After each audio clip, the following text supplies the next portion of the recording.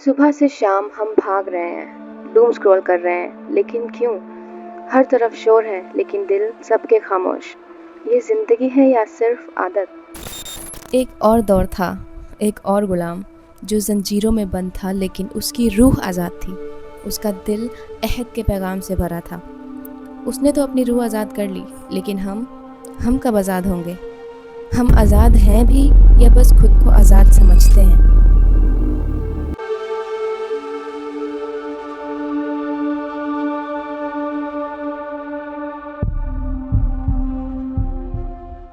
इस वीडियो को शुरू करने से पहले अगर आपने मेरी प्रीवियस वीडियो नहीं देखी है फ्रॉम द अवेकनिंग सीरीज़, तो I would really recommend to watch that before watching this video, because this is the second episode of our series. और अगर आप पहली वीडियो पहले देखते हैं तो आप इस वीडियो को ज़्यादा बेटर विजन के साथ देख पाएंगे। आपको लगता है कि आप आज़ाद हैं, कि आप किसी चीज़ के गुलाम नहीं हैं, लेकिन जब आपके हर फैसले किसी और की रज़ा पर डिपेंड करते हैं, जब आपका हर थॉट किसी और के पर्सपेक्टिव और नैरेटिव्स पर डिपेंड करता है, तब क्या आप वाकई आज़ाद हैं? क्या आप वाकई खुद को आज़ाद मानते हैं? आज मैं आप लोगों को एक कहानी सुनाने जा रही हूँ, एक ऐसे इंसान की जिससे इस दुनिया ने सब कुछ छीन लिया और उसको हर तरह के टॉर्चर से तोड़ने की कोशिश करी, लेकिन ये दुनिया उसे तोड़ नहीं पाई। जो इंसान इस दुनिया की नज़रों में तो गुलाम था, लेकिन उसने अपने खुद के लिए गुलामी का एक ऐसा मतलब ढूंढा जिससे उसने इस लेवल की फ्रीडम को टेस्ट किया जिसे you and I can not even imagine. I am talking about Bilal रज़ी अल्लाह अन्हु, एक ऐसी शख्सियत जो इस्लाम और इस पूरी दुनिया के आगे एक टेस्टिमनी है, एक एग्जाम्पल है। आज से करीब 1400 साल पहले जब prophet Mohammad peace be upon him के ऊपर पहली वही नाजिल हुई थी गार हीरा के अंदर, उस वक्त पर बिलाल रज़ी अल्लाह अन्हु was one of the very first person to accept Islam and to believe in तौहीद। और बिलाल रज़ी अल्लाह अन्हु उमैया इब्न खलफ के ट्राइब के एक जाने माने गुलाम हुआ करते थे। नाउ जाने माने गुलाम से मेरा ये मतलब है कि वो एक मॉकरी का पीस हुआ करते थे। उस ट्राइब का हर एक इंसान बिलाल रज़ी अल्लाह अन्हु का मजाक उड़ाया करते थे, उनके स्किन कलर के ऊपर, उनकी अपीयरेंस के ऊपर। हालांकि बिलाल रज़ी अल्लाह अन्हु एक अरब इंसान के बेटे थे, लेकिन उनकी माँ एक एबिसिनियन थी, एक हबशी थी, जिस जगह को आजकल के टाइम पर इथियोपिया से जाना जाता है। उस टाइम पर वो एबिसिनिया था और उनकी माँ एबिसिनियन गुलाम हुआ करती थी। और बिलाल रज़ी अल्लाह अन्हु को उनकी माँ के नाम का मजाक उड़ाया जाता था कि he was son of a black woman और अ ब्लैक स्लेव। बिलाल रज़ी अल्लाह अन्हु के अंदर हमेशा से एक इनकलाब की फीलिंग रही थी। वो हमेशा से रिबेलियस थे, वो हमेशा से एक ट्रुथ सीकर थे। वो कभी भी इस बात को पसंद नहीं करते थे कि उनकी माँ को या उनको कोई भी उनकी रेस या उनके कलर के ऊपर मॉक करे। And it is very natural for anyone. वो इंसान जिसको किसी चीज़ की वजह से मॉक किया जाता है या उस पर उंगली उठाई जाती है, उसे नीचा दिखाया जाता है, सिर्फ उसे ही इस चीज़ की रियलाइजेशन रहती है कि how can this be a differentiation, इस बात से हम दूसरे इंसानों से अलग कैसे हो सकते हैं, दिस इज़ नॉट फेयर। उन्होंने हमेशा ट्रुथ सीख किया, उन्होंने हमेशा इस चीज़ को कंडेम किया कि वो जिसकी गुलामी करते हैं वो उन्हें कौन सा पर्पस सर्व कर रहा है। और उन्हें इस बात की हमेशा से रियलाइजेशन थी कि वो जो कर रहे हैं वो उनकी लाइफ का पर्पस नहीं है। वो हमेशा इस बात को कंडेम करते थे कि उनकी रेस या उनकी एथनिसिटी पर उनका कोई मजाक नहीं उड़ा सकता, लेकिन he was at a lower place, वो एक गुलाम थे पूरी सोसाइटी में, तो वो आवाज़ नहीं उठा पाते थे और इसलिए वो ट्रुथ को सीख करते थे कि आखिर इस लाइफ का पर्पस क्या है। और यही ट्रुथ सीख करने की जर्नी ने उन्हें प्रॉफिट मोहम्मद के मैसेज के सामने लाकर खड़ा कर दिया। एंड एट दैट पॉइंट जब लात और उज़्ज़ा नाम के आइडल्स को वर्शिप किया जाता था, एट दैट पॉइंट जहाँ पर हर ट्राइब का एक अलग आइडल हुआ करता था, उस टाइम पर ये बात सामने आना कि सिर्फ एक खुदा है और सिर्फ उसी की इबादत करनी चाहिए और उसके अलावा कोई और इबादत के लायक नहीं है, ये बात किसी का कहना एक एपिफनी जैसा था, एक अलग ही नैरेटिव और एक अलग ही सच का सामना करने जैसा था। एक ऐसा सच जो ना किसी ने कभी सुना है और ना ही किसी ने कभी कहने की हिम्मत की है। एक ऐसा सच जो हर किसी को इक्वल राइट्स देता है, जो हर किसी को इक्वल रिस्पेक्ट देता है, जिस ट्रुथ को हम सबमिट करें तो वो हमें डिग्निटी देता है। ऐसा ट्रुथ सामने आना एक बहुत बड़ी विक्ट्री जैसा था। और जब बिलाल रज़ी अल्लाह अन्हु ने इस सच का सामना किया, जब उन्होंने तौहीद का सामना किया, तो उनकी सारी ज़िंदगी को एक पर्पस मिल गया, उनकी सारी ज़िंदगी को एक मीनिंग मिल गया। उन्होंने ये बात समझी कि जो बुत, जो आइडल ये पूरी ट्राइब फॉलो करती है वो कितनी गुमराह है। जो बुत जो वो खुद अपने हाथों से बनाते हैं वो उनकी विशेस को और ड्रीम्स को कैसे फुलफिल कर सकते हैं। वो ट्राइब सिस्टम जो एक एथनिसिटी और रेस के लोगों को नीचा और एक एथनिसिटी और रेस के लोगों को ऊंचा समझता है, वो आइडियल कैसे हो सकता है। और उस पॉइंट के बाद बिलाल रज़ी अल्लाह अन्हु के पूरी कोर्स ऑफ लाइफ चेंज हो गई। वो prophet Mohammad peace be upon him के one of the closest companions बन गए और उन्होंने उनके और उनके बाकी कंपेनियंस के साथ इस मैसेज को स्प्रेड करने की कोशिश करी। उन्होंने उमैया इब्न खलफ की ट्राइब में इस मैसेज को पहुंचाने की कोशिश करी। और जब उमैया इब्न खलफ के कानों में ये बात पहुंची कि उनका एक गुलाम जिसका पूरी ट्राइब मजाक उड़ाती है, उसके अंदर कॉन्फिडेंस आ गया है सबके सामने आकर ये क्लेम करने का कि उनका बनाया हुआ बुत खुदा नहीं है और उस गुलाम का खुदा एक है। ये बात जब उमैया इब्न खलफ के कानों में आई तब उनकी ईगो हर्ट हुई और उन्होंने अपने सिपाहियों को बिलाल रज़ियल्लाहु अन्हु को ढूंढने भेजा और उन्हें ये ऑर्डर्स मिले कि उसे ढूंढ के लाओ और उस पर टॉर्चर करो।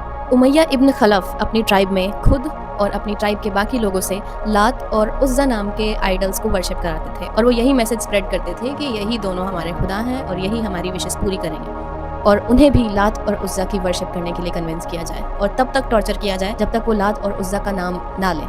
और ऐसे वो बिलाल रज़ियल्लाहु अन्हु को ढूंढ के अपने पास लाए और इसके बाद शुरू हुई बिलाल की ज़िंदगी का सबसे मुश्किल और सबसे बड़ा टेस्ट। यहाँ बात मक्का शहर की हो रही है और उस वक्त 1400 साल पहले मक्का शहर की गर्मियों में वहाँ की रेत बिल्कुल कोयले की आग जैसे गर्म हुआ करती थी और उस आग पर बिलाल रज़ियल्लाहु अन्हु को पूरी तरीके से क्लोथलेस करके उन्हें ज़मीन पर लिटाया गया और उमैया इब्न खलफ ने पूरी ट्राइब के सामने उन पर टॉर्चर किए, उनको मारा गया, उनको पीटा गया, उनके ऊपर कोड़ों की बरसात की गई, उनके ऊपर हर तरीके की गंदी टॉर्चर, उनके ऊपर स्पिट किया गया, उनको मॉक किया गया, उनको मॉक करते हुए हर तरीके का टॉर्चर किया गया।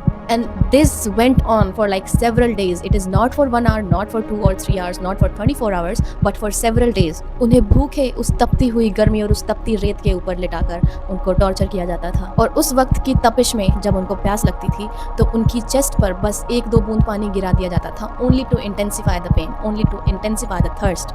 उनसे कहा जाता था कि तुम लात और उज़्ज़ा का नाम लो, लेकिन the only words that came out of his mouth was ahad, ahad. He was only chanting ahad, ahad, which meant one God, one God. And this gives me goosebumps right now. लेकिन ये पूरा scene जब हम realistically visualise करते हैं तो it is really gut wrenching कि एक गुलाम के अंदर इतनी डिटर्मिनेशन कैसे हो सकती है एक ऐसे ट्रुथ पर जिससे वो खुद अभी अभी वाकिफ हुआ है। उसने कोई और लफ्ज़ नहीं इस्तेमाल किया, उसने सिर्फ तौहीद को स्प्रेड किया, उसने सिर्फ ये कहा कि there is only one God और वो इसी बात को रिपीट करते रहे हर रोज़ हर वक्त, प्यासे, भूखे और तड़पते हुए। At the ending points of their torture Umayya ibn Khalaf ने उनके ऊपर heaviest of the heavy rock, जिसको उठाने के लिए 15-20 आदमी लगे थे, वो उठाकर उनकी बैक पर रख दिया और फिर उनसे कहा कि लात और उज़्ज़ा का नाम लो, लेकिन ही ओनली सेड अहद, अहद। और उस ट्राइब का हर एक इंसान वहाँ पर खड़े होकर ये तमाशा देख रहा था और हर किसी की आंखों में आंसू थे, लेकिन कोई कुछ नहीं कह पाया। And the act of this torture only made the whole tribe believe in the message of Bilal. उस वक्त हर किसी ने तो इस मैसेज को एक्सेप्ट नहीं किया, लेकिन दे वंडर्ड कि ये कौन सा ट्रुथ है, ये कौन सा मैसेज है जिसके लिए ये इंसान इस लेवल के टॉर्चर को सहने की हिम्मत रख पा रहा है। और इसी मैसेज के साथ बिलाल रज़ियल्लाहु अन्हु ने इस टॉर्चर को सहने की हदें पार कर दी और उमैया इब्न खलफ भी वंडर करने लग गए कि who is this person and how can he be so determined about his faith. At this point उन्हें ये लगने लगा था कि इसके साथ कुछ भी करना इज़ नॉट वर्थ इट, क्योंकि उनको इस लेवल्स पर टॉर्चर कर दिया गया था कि अगर उनको छोड़ भी दिया जाए तो वो कुछ करने के लायक नहीं बचेंगे, वो ना खड़े हो पाएंगे, ना वो ज़िंदगी में आगे कुछ कर पाएंगे, वो बस एक डिसेबल्ड पर्सन बन के रह जाएंगे अगर उस पॉइंट पर उनको छोड़ दिया जाए तो। और उस time Abu Bakr, who was also the most closest relative and the companion of Prophet Muhammad peace be upon him, came और उन्होंने उमैया इब्न खलफ से उस गुलाम की कीमत मांगी कि तुम इसे किसी भी कीमत पर बेचोगे मैं इसे खरीद लूँगा, लेकिन इसको आज़ाद कर दो और इसकी आज़ादी मैं खरीदूँगा।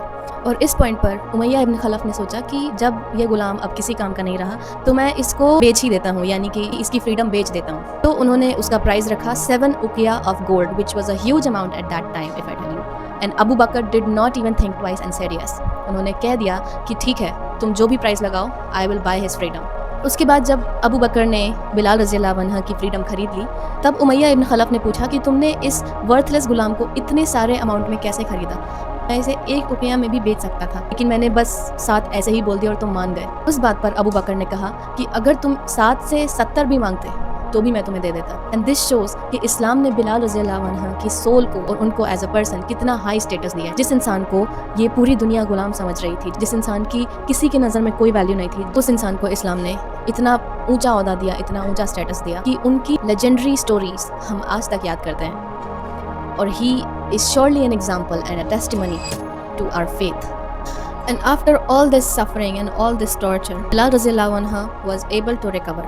उन्होंने इन सारी चीज़ों से अपने आप को हील किया और वो prophet Mohammad peace be upon him के साथ मक्का से मदीना गए माइग्रेट करके, और वहाँ पर उन्होंने one of the very first अजान दी He was the first muazzin in the history of Islam, and this is the highest place a person could be at. And this is not just a story. उनके rebellion को और उनकी freedom की definition को आज के वक्त के लोगों के साथ जोड़ के देखें, आज के लोगों के साथ कनेक्ट करके देखें, तो we see very much similarities in the people. और अगर हम अपनी पॉलिटिकल स्टेट और अपनी आइडियोलॉजिकल स्टेट्स को देखें तो हमारे वक्त में और 1400 साल के पहले के वक्त में कोई डिफरेंस नहीं है. हम आज भी ऐसी चीज़ों के गुलाम हैं जो हमें कोई पर्पस और कोई मीनिंग प्रोवाइड नहीं करती इस लाइफ में, जो हमें कुछ भी प्रोवाइड नहीं करती, लेट अलोन रिस्पेक्ट, डिग्निटी और इक्वालिटी. बिलाल रज़ी अल्लाह अन्हु वाज नेवर अ स्लेव. उनकी रूह हमेशा से आज़ाद थी, बस उन्हें एक जर्नी को फॉलो करना पड़ा उसको सीख करने के लिए. और उन्होंने ऐसी चीज़ की गुलामी करने को चूज़ किया जिसने उन्हें असल फ्रीडम दी. उन्होंने ऐसी चीज़ को सबमिट किया जिसने उन्हें इक्वालिटी, डिग्निटी और रिस्पेक्ट दी, ऐसे जाहिलियत के ज़माने में जब वो ज़माना उन्हें ये सारी चीज़ें देने से इनकार करता था, just because he was a black man and because of his race. Bilal रज़ी अल्लाह अन्हु को इस्लाम ने वो हक दिया कि वो अपनी लाइफ को इक्वली एज इम्पॉर्टेंट समझे as other people who call themselves higher class are claiming to be. उन्हें ये हक मिला कि वो अपनी ज़िंदगी को उतना ही इंपॉर्टेंट समझें जितना हर एक इंसान, हर एक दूसरे इंसान की ज़िंदगी इंपॉर्टेंट है. और ये सारे हक एक ऐसे गुलाम को मिले जिसने कभी इन चीज़ों की कोई एक्सपेक्टेशन नहीं रखी थी, जिसको सिर्फ एक सच चाहिए था और जिसको ये सच मिला, which gave him the freedom. Facing the truth gave him the freedom. Walking on the harsh path of the truth gave him the freedom. Now there are modern day rebellions जो आज से 1400 साल पहले की जाहिलियत के दौर के रिबेलियन को भी मिरर करते हैं, which are black lives matter, free Palestine और all eyes on such and such city which is going through injustice. आजकल के टाइम पर ये सारी चीज़ें होने के बावजूद भी हम लोगों की आंखों पर ऐसे पर्दा डला हुआ है कि हमें कोई फ़र्क ही नहीं पड़ता. We are not seeing it happening. लेकिन इन दिस जनरेशन ये सारी चीज़ें देखते हुए अंधों की तरह बस अपनी लाइफ के साथ आगे बढ़ना is literally so sad and miserable and sick. लेकिन इट इज़ ट्रू. हमारी जनरेशन का यूथ उमैया इब्न खलफ के ट्राइब के उन लोगों की तरह है जो बिलाल रज़ी अल्लाह अन्हु के ऊपर टॉर्चर होते हुए देख कर भी कुछ नहीं कर पाए. वो सिर्फ वंडर कर पाए कि why is it happening and do we even care. यही चीज़ नहीं क्लासीफाई कर पाए कि क्या हमें इस बात से फ़र्क पड़ना चाहिए. और आज भी हमारा यूथ सेम सिचुएशन और सेम थॉट प्रोसेस से गुजर रहा है. And do you think then when all of this is happening you are free? इस सब के आपके आंखों के सामने होने के बावजूद भी क्या आपको लगता है कि आप फ्री हैं? हमें फ्रीडम एक ऐसे झूठ की तरह फीड कराया गया है कि if it is your choice, अगर मैं अपनी मर्ज़ी चला रही हूँ तो ये मेरी फ्रीडम है. लेकिन मेरी मर्ज़ी is just my desires, is just my नफ्स that I am trying to follow. आपकी मर्ज़ी का मतलब वो टेम्पररी प्लेजर्स हैं जो आपको कोई मीनिंग और कोई पर्पज़ नहीं देते हैं. और सोसाइटी ने हमें इसी बात को हमारी फ्रीडम का नाम दिया है. But this is not freedom, this is a lie that we are believing and following actively. और हम ये सोच रहे हैं कि हम अवेयर हैं कम्प्लीटली और हम कम्प्लीटली फ्री हैं. लेकिन ये एक बहुत बड़ा झूठ है जिससे आप और हर कोई गुमराह है. आजकल की मॉडर्न टाइम्स में हम अपनी आंखों के सामने इनजस्टिस को होते हुए देख के भी नज़रअंदाज करते हैं. ये किस चीज़ का प्रोडक्ट है? ये कौन सी आइडियोलॉजीज और कौन सी थिंकिंग का प्रोडक्ट है कि हम अपनी एम्पैथी भूल गए हैं? हम ह्यूमैनिटी को अपने पर्पसेस के हिसाब से शेप करते हैं. हम ह्यूमैनिटी का एक्चुअल मीनिंग भूल चुके हैं. हम इक्वालिटी, डिग्निटी और रिस्पेक्ट को अपने हिसाब से डिफाइन करते हैं क्योंकि ये हमारी मर्जी है. This is not freedom, this is a lie that you telling yourself to satisfy your own नफ्स, your own desire. Modern times में हमारी फ्रीडम एल्गोरिथम्स ने, फेम कल्चर ने, हसल कल्चर ने, परफेक्ट आइडिया ऑफ लाइफस्टाइल ने snatch किया हुआ है. लेकिन ये वो फ्रीडम नहीं है जो हमें सीख करनी है. हमें वो फ्रीडम सीख करनी है जो हमें लाइफ में मीनिंग और पर्पस दे. और क्या हमें अपनी लाइफ का मीनिंग और पर्पस पता है? क्या हमें इस ज़िंदगी का भी मतलब पता है? क्या हमें ये रियलाइजेशन है कि हम पैदा हुए हैं और हम मर भी जाएंगे, लेकिन इसके दौरान जो हमारी चॉइसेस हैं वो हमारी लाइफ को शेप करेंगे? क्या हम ऐसी चीज़ों को चूज़ करेंगे जो हमें कोई भी मीनिंग और कोई भी पर्पस ना दे, जो हमारी मौत के साथ हमारे पूरे वजूद को ख़त्म कर दे? This is not the life that we want to live and this is not the freedom that we believe in. Now this is the end of our episode and I really hope कि मैंने आपके mind में कुछ सवाल ज़रूर evoke किए होंगे. And if you think कि these questions are worth finding the answer to, और ये सारे सवाल हमारी सोसाइटी में होने बहुत ज़रूरी हैं और इस पर्सपेक्टिव में हमारे लॉजिक्स को शिफ्ट करना हमारी सोसाइटी के लिए ज़रूरी है, then I would really appreciate if you follow along. Thank you so much for watching this video. My name is Reshma on The Lunar Perspective, signing off. Assalamu alaikum.